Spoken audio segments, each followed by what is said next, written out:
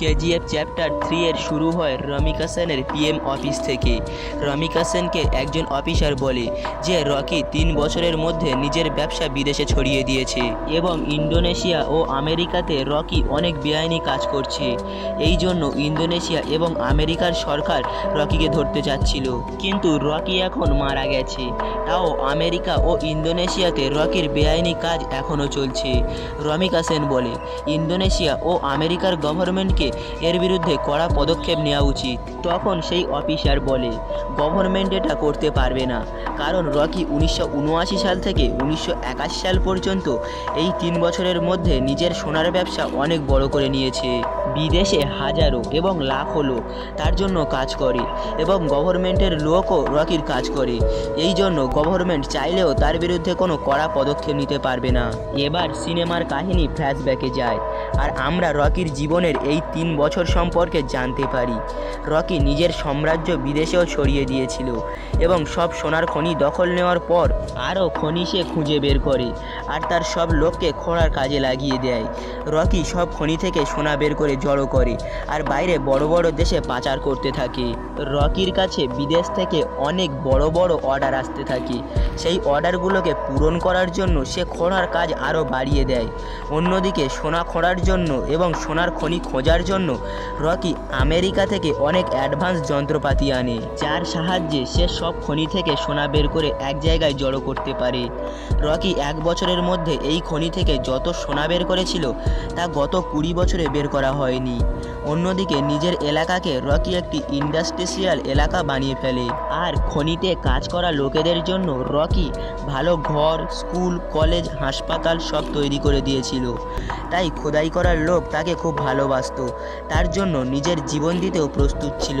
আস্তে আস্তে রকির সাম্রাজ্য আরও বড় হয়েই যাচ্ছিল। বিদেশে সোনা পাচার করতে করতে সেখানকার সরকারের কাছে তার পরিচয় হয়ে যায় আর সরকারের অনেক লোক রকির সাথে কাজ করতে শুরু করে। রকি অনেকবার ইন্দোনেশিয়াতে এবং আমেরিকাতেও গিয়েছিল। সেখানে সে নিজের সোনার সাম্রাজ্যকে অনেক বড় করে নিয়েছিল। এই সাম্রাজ্য বড় করার জন্য সরকারের অনেক লোক তাকে সাহায্য করে।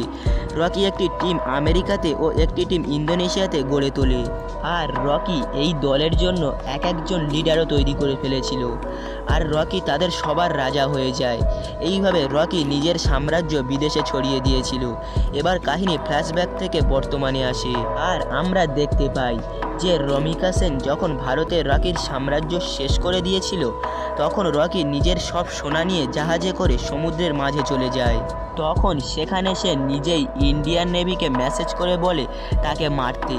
তখন ইন্ডিয়ান নেভি রকির জাহাজে মিসাইল অ্যাটাক করে আর রকিকে মেরে ফেলে, কিন্তু রকি মরেনি এবং তার সব সোনা এই সমুদ্রে এই জাহাজেই আছে। তখন রকিকে আমেরিকার এক সাবমেরিন বাঁচিয়ে নেয়। এই সাবমেরিন আমেরিকার এক বিজনেসম্যানের ছিল, যাকে রকি এই 3 বছরের মধ্যেই নিজের পার্টনার বানিয়ে ফেলেছিল। এখন রকি আমেরিকাতে সবার থেকে লুকিয়েছিল আর মাঝে মধ্যেই সে ইন্ডিয়াতে ফোন করত যে কেজিএফের কী অবস্থা আর কেজিএফের ঠিক হতে কত সময় লাগবে।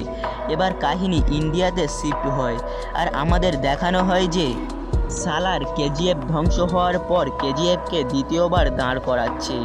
যে সমস্ত লোক বেঁচে ছিল তাদেরকে নিয়ে রকির সাম্রাজ্যকে দ্বিতীয়বার দাঁড় করানোর চেষ্টা করছিল। সালার এই সব কিছু রমিকা সেনের থেকে লুকিয়ে করছিল, কিন্তু খুব তাড়াতাড়ি রমিকা সেন এই বিষয়ে জানতে পারবে। ধীরে ধীরে সালার রকির সাম্রাজ্যকে দ্বিতীয়বার খাড়া করে দেয়। দ্বিতীয়বার মাইনে খোদাই শুরু হয়ে যায়। এবার সালার রকিকে ফোন করে আর বলে, মালিক, আমরা আপনার সাম্রাজ্যকে দ্বিতীয়বার দাঁড় করিয়ে দিয়েছি যেভাবে আপনি বলেছিলেন। এবার আপনার ফেরার সময় হয়েছে। রকি বলে, সালার, তোমার জন্য আমার কাছে আরও একটি কাজ আছে। তোমাকে সমুদ্র থেকে সব সোনা খুঁজে বের করতে হবে যেগুলো আমরা এতদিন লুকিয়ে রেখেছিলাম। ওগুলো আমাদের খনি থেকে বের করা হয়েছে। ওই সোনাগুলোকে আমাদের যে কোনো অবস্থাতেই খুঁজে বের করতে হবে। এই সোনার সাহায্যে আমি আমার সাম্রাজ্যকে আবার ভারতে দাঁড় করাবো। সালার সমুদ্র থেকে সোনা বের করার জন্য কাজে লেগে যায়।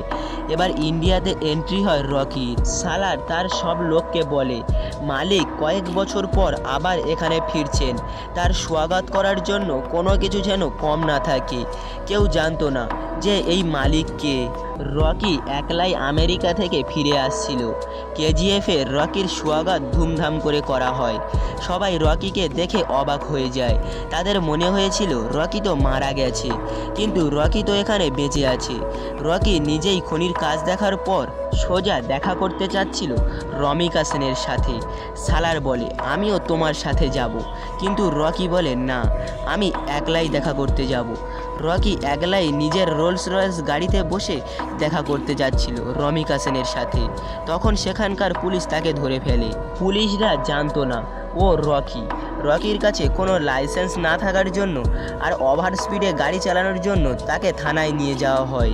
সেখানে রকি কাউকে কিছুই বলে না, শুধু নিজেদের লোকের কাছে ফোন করে। থানায় বড় অফিসার আসে আর রকির সাথে চিৎকার করে কথা বলা শুরু করে দেয়। তখন থানা কাঁপতে থাকে আর অনেক হেলিকপ্টার আসে, তার সাথে অনেক লোক বন্দুক হাতে আসে। সেখানে পৌঁছে রকির লোক রকির লাইসেন্স নিয়ে থানার মধ্যে আসে আর রকির লাইসেন্স পুলিশকে দেয়। পুলিশ রকির লাইসেন্স দেখে হতবাক হয়ে যায় আর রকিকে সেখান থেকে যেতে দেয়। রকি সেখান থেকে সোজা রমিকা সেনের সাথে দেখা করার জন্য যায়। রকি রমিকা সেনের সাথে দেখা করার আগেই সেই পুলিশ অফিসার রমিকা সেনের কাছে এই খবর পৌঁছে দেয় যে রকি এখনও বেঁচে আছে। রমিকা সেন এই খবর শুনে অবাক হয়ে যায়। রকি কিভাবে এখনও বেঁচে থাকতে পারে? রমিকা সেন এই খবরটাও পেয়ে যায়। রকি এখানে আসার আগেই কেউ কেজিএফকে দ্বিতীয়বার দাঁড় করিয়ে দিয়েছে। এবার পিএম অফিসে এন্ট্রি হয় রকির। সবাই রকিকে দেখে অবাক হয়ে যায়। রকি সোজা দেখা করতে যায় রমিকা সেনের সাথে। সেখানে রকি রমিকা সেনকে বলে আমি বলেছিলাম যুদ্ধ হলে আমি জিতব, আর জিত আমারই হয়েছে। রমিকা সেন বলে ঠিক আছে, তুমি বেঁচে আছো, এবার আমি তোমার সামনেই তোমার কেজিএফকে ছিনিয়ে নেব। রকি বলে তার নাবাথি আসবে না। রমিকা সেন রকির এই কথা বুঝতে পারে না। এখন রকি সেখান থেকে চলে যায়। এর কিছুদিনের মধ্যেই রকি রমিকা সেনের সরকারকে হারিয়ে দেয় আর ভোটে নিজের লোককে জিতিয়ে প্রধানমন্ত্রী বানিয়ে দেয়। রকি এবার দ্বিতীয়বার রমিকা সেনকে ফোন করে আর বলে এবার তুমি কি করবে, এখন তো তোমার সরকারও নেই। তখন রমিকা সেন বলে এখন আমার জীবনের একটাই লক্ষ্য, তোমার মৃত্যু। এবার রমিকা সেন রকির আড়ালে রকির সমস্ত শত্রুকে এক জায়গায় করে। এছাড়াও সে ইনায়েত খালির সাথেও হাত মেলায় আর দেশ বিদেশে রকির যত শত্রু ছিল সবাইকে এক জায়গায় করে রকিকে মারার প্ল্যান বানায়। রকিকে মারা এতটাও সহজ ছিল না। রকি একলা যত ভয়ঙ্কর ছিল তার থেকে বেশি ভয়ঙ্কর ছিল তার গ্যাংয়ের লোক। রমিকা সেন আমেরিকা ও ইন্দোনেশিয়া থেকেও সাপোর্ট পায়, কিন্তু রকি জানতো রমিকা সেন তার কেজিএফকে ধ্বংস করার জন্য নিজের জীবনও দিয়ে দেবে। রমিকা সেন জানতো রকিকে কেজিএফে ঢুকে মারা প্রায় অসম্ভব, কেননা রকি কেজিএফে মিসাইলকে আটকানোর জন্য নিজের কেজিএফের চারিদিকে রাডার সিস্টেম ও কাউন্টার মিসাইল রেখে দেয়। এবার কেউ যদি তার কেজিএফের মধ্যে ঢোকার চেষ্টা করে তাহলে সে মারা যাবে। রমিকা সেন জানতো রকিকে মারার জন্য তাকে এই কেজিএফ থেকে বাইরে বের করতে হবে, আর শুধু রকি মরে গেলেই তার পুরো সাম্রাজ্য শেষ হয়ে যাবে।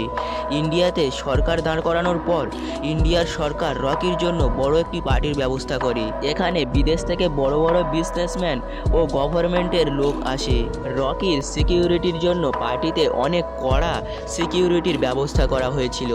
রকি পার্টিতে পৌঁছে যায় আর সেখানে নাচ গান হয়। এবার পার্টিতে এন্ট্রি হয় রমিকা সেনের। রমিকা সেন বলে এবার সময় এসে গেছে, তোমার সাম্রাজ্য এখানেই শেষ করা হোক। ঠিক তখন রকির চারিদিকের লোক রকির দিকে বন্দুক তাক করে দাঁড়ায়। রকি বুঝতে পারে তার নিজের সরকারই তাকে ধোঁকা দিয়েছে, আর বিদেশ থেকে আসা বিজনেসম্যানেরাও রকির মরার তামাশা দেখার জন্য এসেছিল।